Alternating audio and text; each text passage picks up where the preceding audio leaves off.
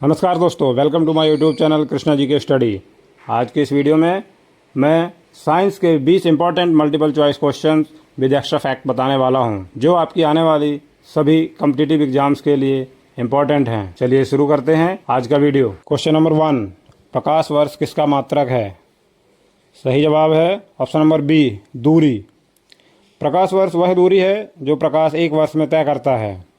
दूरी का सबसे बड़ा मात्रक पारसेक है। क्वेश्चन नंबर 2, सामान्य मनुष्य के लिए स्पष्ट दृष्टि की न्यूनतम दूरी कितनी होती है? करेक्ट आंसर है ऑप्शन सी, 25 सेंटीमीटर। 25 सेंटीमीटर से ज़्यादा पास रखने पर आँखों पर तनाव पड़ता है। मनुष्य की आँख के लिए अधिकतम देखने की दूरी अनंत होती है। क्वेश्चन नंबर 3, न्यूटन के किस गति नियम को जड़त्व का नियम भी कहते हैं? आपका सही आंसर है ऑप्शन नंबर ए, प्रथम नियम। जड़त्व का मतलब है कि वस्तु अपनी स्थिति तब तक नहीं बदलती जब तक बाहरी बल ना लगे। जैसे चलती बस के रुकने पर यात्री आगे झुक जाते हैं। क्वेश्चन नंबर 4, विद्युत धारा का एसआई मात्रक क्या है? सही उत्तर है option D, ampere.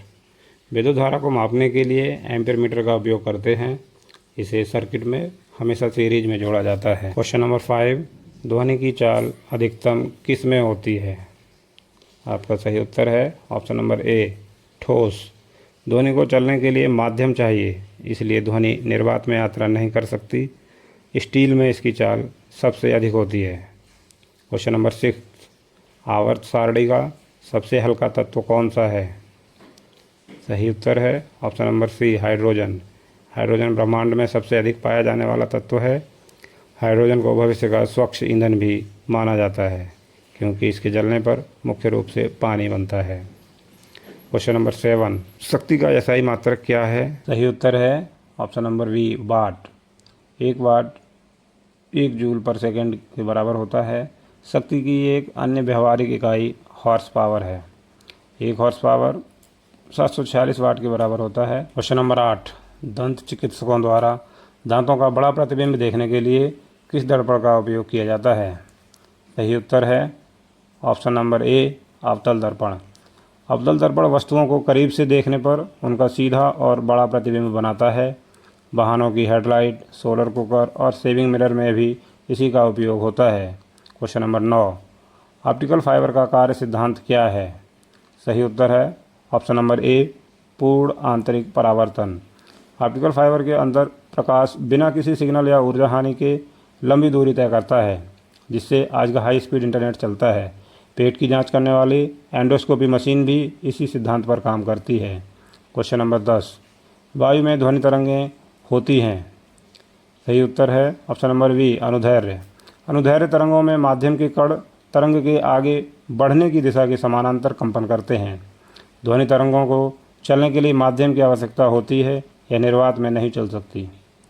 Question number 11, विद्युत धारा मापने के लिए उपयोग किया जाने वाला उपकरण क्या है? सही उत्तर है option number B, ampere meter. Ampere meter को सर्किट में हमेशा श्रेणी क्रम में जोड़ा जाता है। एक आदर्श एम्पियर मीटर का रेजिस्टेंस 0 होना चाहिए। वोल्ट मीटर का उपयोग विभवांतर मापने के लिए समानांतर क्रम में किया जाता है। क्वेश्चन नंबर 12, अधिक ऊंचाई पर पानी के क्वथनांक पर क्या प्रभाव पड़ता है? सही उत्तर है ऑप्शन नंबर बी, घटता है। पहाड़ों पर जाने से वायुमंडलीय दबाव कम हो जाता है, जिससे पानी 100 डिग्री सेंटीग्रेड से कम तापमान पर भी उबलने लगता है। क्वेश्चन नंबर 13, प्रकाश का रंग किसके द्वारा निर्धारित होता है? सही उत्तर है ऑप्शन नंबर सी, तरंग दैर्घ्य। लाल रंग का तरंग दैर्घ्य सबसे अधिक होता है, इसके लिए इसका प्रकीर्णन सबसे कम होता है और यह दूर से दिखने लगता है। बैंगनी रंग का तरंग दैर्घ्य सबसे कम होता है। ऑप्शन नंबर 14, निकट दृष्टि दोष मायोपिया को ठीक करने के लिए किस लेंस का उपयोग किया जाता है? सही उत्तर है ऑप्शन नंबर बी, अवतल लेंस।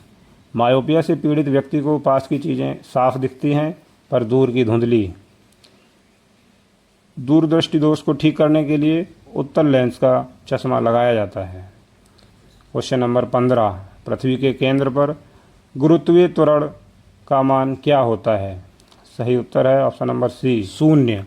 पृथ्वी के केंद्र में नेट गुरुत्वाकर्षण खिंचाव खत्म हो जाता है, इसलिए जी का मान शून्य होता है।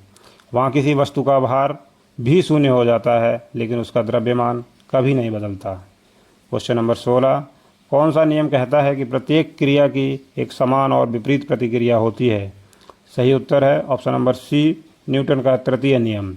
इसे क्रिया प्रतिक्रिया का नियम भी कहते हैं। इसके उदाहरण हैं रॉकेट का आगे जाना, बंदूक चलने पर पीछे की ओर झटका लगना और नाविक का नाव से कूदने पर नाव का पीछे हटना। क्वेश्चन नंबर 17, विद्युत प्रतिरोध का मात्रक है? सही आंसर है ऑप्शन नंबर सी, ओम। प्रतिरोध किसी चालक में करंट के बहने का विरोध करता है। यह जॉर्ज साइमन के ओम के नियम V=IR पर आधारित है। एम्पियर करंट का और वोल्टेज का मात्रक है। ऑप्शन नंबर 18, किसी वस्तु में उसकी गति के कारण निहित ऊर्जा को कहा जाता है? सही उत्तर है option number B, kinetic energy, गतिज ऊर्जा। गतिज ऊर्जा का फार्मूला KE=1/2mv² होता है। बहती हवा, चलती गोली या बहते पानी में गतिज ऊर्जा होती है। तने हुए धनुष या बांध में रुके पानी में स्थितिज ऊर्जा होती है। क्वेश्चन नंबर 19, एसआई प्रणाली में तापमान की मूल इकाई क्या है? आपका सही उत्तर है option number C, Kelvin. Kelvin scale पर तापमान कभी भी माइनस में नहीं जाता है। 0 केल्विन -273.15 डिग्री सेंटीग्रेड के बराबर होता है। इसे परम शून्य तापमान कहते हैं, जहां गैस के अणुओं की गति बिल्कुल रुक जाती है। क्वेश्चन नंबर 20, वायुमंडलीय दबाव किसके द्वारा मापा जाता है? आपका सही आंसर है बैरोमीटर। बैरोमीटर में पारे का इस्तेमाल होता है।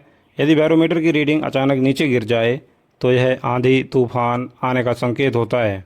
हाइड्रोमीटर से द्रवों का घनत्व मापा जाता है। उम्मीद है दोस्तों आपको ये वीडियो पसंद आई होगी और साइंस के कुछ इम्पोर्टेंट क्वेश्चंस की जानकारी आपको मिली होगी। अगर वीडियो अच्छी लगी हो तो लाइक करिए और अपने दोस्तों के साथ शेयर करिए, और ऐसे ही इन्फॉर्मेटिव वीडियो के लिए चैनल को सब्सक्राइब करना मत भूलिए। मिलते हैं अगले वीडियो में, तब तक अपना ख्याल रखिएगा। धन्यवाद। जय हिंद।